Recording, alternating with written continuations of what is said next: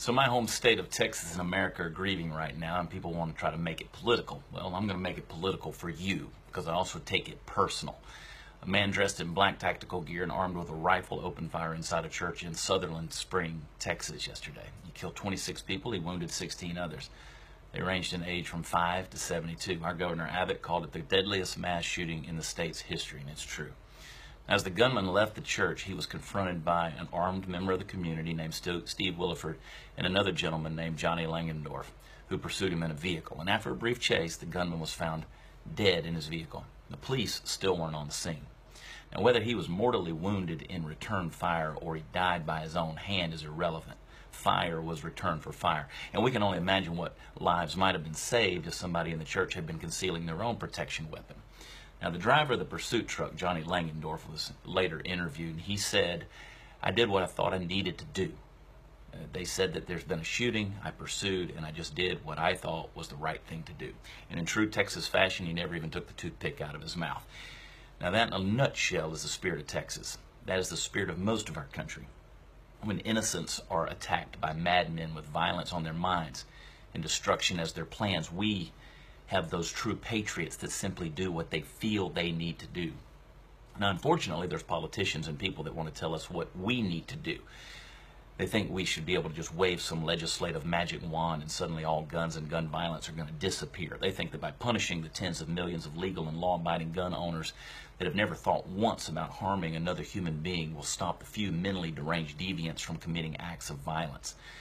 Now, just last week, a man used a rental truck to murder pedestrians in New York City, yet there's no outcry for a stricter regulation on rental trucks. And after it became known that he screamed Allahu Akbar during the attack, we were all told that we shouldn't lump all Muslims in with a crazed Islamic terrorist, and to do so would be Islamophobia, racist, and bigoted. And guess what? I agree.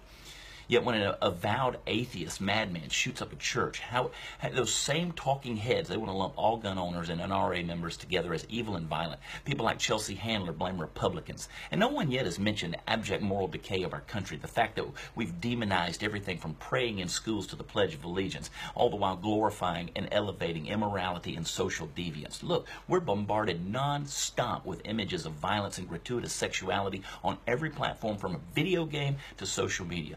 Pornography and fetish rhetoric has become readily available and normalized in our society to the nth degree, and we refuse to talk about lost souls that are so deeply wounded that they feel they need to make others suffer as well. What created that hurt in their soul and ultimately created the murderous ambition? People are so perverted, my friends, and look, you can't legislate morality, just like you can't stop violence by passing laws and punishing good people. You want more regulations? Regulate the human heart. Restrict the free flow outpouring of evil that has become so pervasive in America today. Stop the vile rhetoric online. Say no to yourself every once in a while. Discipline your mind. Teach your values to your children instead of farming them out to the humanistic educational system that wants to give them condoms and tells them they're evolved from monkeys with no moral compass.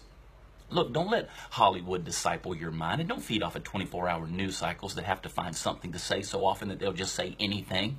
We're better than this. I encourage you, arm yourself. Take classes, get permits, know how to carry a firearm and know how to use it. Love your neighbor and live confident in the land of the free. Unfortunately, atrocities like this will happen again. It's sad to say, but perhaps next time there'll be somebody in the room that's ready for it, and they will do what needs to be done. I love y'all. God bless, and God bless Texas. Be praying. Oh, and by the way, if you're still here, you're not taking anybody's guns away. There's a reason the Second Amendment exists, and we refuse to be lorded over by tyrants or madmen with evil intent. We refuse to live in fear of your ridiculous rhetoric spoken in vain. Look, Chicago has the strictest gun laws in the land, yet mass shootings of at least 60 people happen every month in that regulated liberal city. When Prohibition hit America, liquor flowed freely. What do you think is going to happen if you completely disarm legal gun owners in this country? Sorry, not going to happen. Tough luck, Chelsea Handler. Love y'all. God bless.